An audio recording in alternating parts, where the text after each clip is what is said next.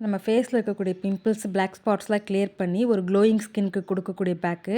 இதுக்கு நான் first 1 1/2 spoon அளவுக்கு வீட் ஃப்ளவர் கோதுமை மாவு எடுத்திருக்கேன். இது நம்ம பிம்பிள்ஸ்லாம் க்யூர் பண்ணும். நெக்ஸ்ட்டு பார்த்தீங்கன்னா, ஒரு 1 1/2 ஸ்பூன் அளவுக்கு அரிசி மாவு, ரைஸ் ஃப்ளவர் எடுத்திருக்கேன். இது பார்த்தீங்கன்னா, நம்ம ஃபேஸுக்கு ஒரு நேச்சுரல் ஸ்க்ரப்பாவே இருக்கும். நெக்ஸ்ட்டு பார்த்தீங்கன்னா, கஸ்தூரி மஞ்சள் ஒரு 1/4 டீஸ்பூன் எடுத்திருக்கேன். இது நம்ம ஃபேஸில் இருக்கக்கூடிய ஸ்கார்ஸ் எல்லாத்தையும் ரிமூவ் பண்ணுறதுக்கு ரொம்பவுமே ஹெல்ப்ஃபுல்லா இருக்கும். இதுக்கடுத்து பார்த்தீங்கன்னா, ஹனி ஃபியூ ட்ராப்ஸ் எடுத்திருக்கேன். ஹனி நம்ம ஃபேஸில் இருக்கக்கூடிய சுருக்கங்கள வந்து கிளியர் பண்ணுறதுக்கு ஹெல்ப் பண்ணும். அடுத்து பார்த்தீங்கன்னா, ஒரு 1 1/2 ஸ்பூன் அளவுக்கு கர்ட் எடுத்திருக்கேன். இது நம்ம ஸ்கின்னை வந்து எப்பயுமே மாய்ஸ்சரைஸாக வச்சுக்கிறோம். இந்த பேக்கை மிக்ஸ் பண்ணுறதுக்கு நான் இன்றைக்கி பீட்ரூட் ஜூஸ் எடுத்திருக்கேன். இதை வச்சு நம்ம பேக்கை நல்லா மிக்ஸ் பண்ணிக்கலாம். அதுக்கடுத்து பார்த்தீங்கன்னா, நம்ம ஃபுல் ஃபேஸ் அண்ட் நெக்கில் அப்ளை பண்ணிவிட்டு ஒரு 10 to 15 மினிட்ஸ் விட்டுட்டு நம்ம ஃபேஸை வந்து ஜஸ்ட் வாஷ் பண்ணிக்கலாம். பீட்ரூட் ஜூஸ் யூஸ் பண்ணுறதுனால நம்ம ஃபேஸ்க்கு வந்து ஒரு நல்ல க்ளோயிங் கொடுத்து ஃபேஸை வந்து எப்பயுமே பிரைட்டாக வச்சுக்கணும்.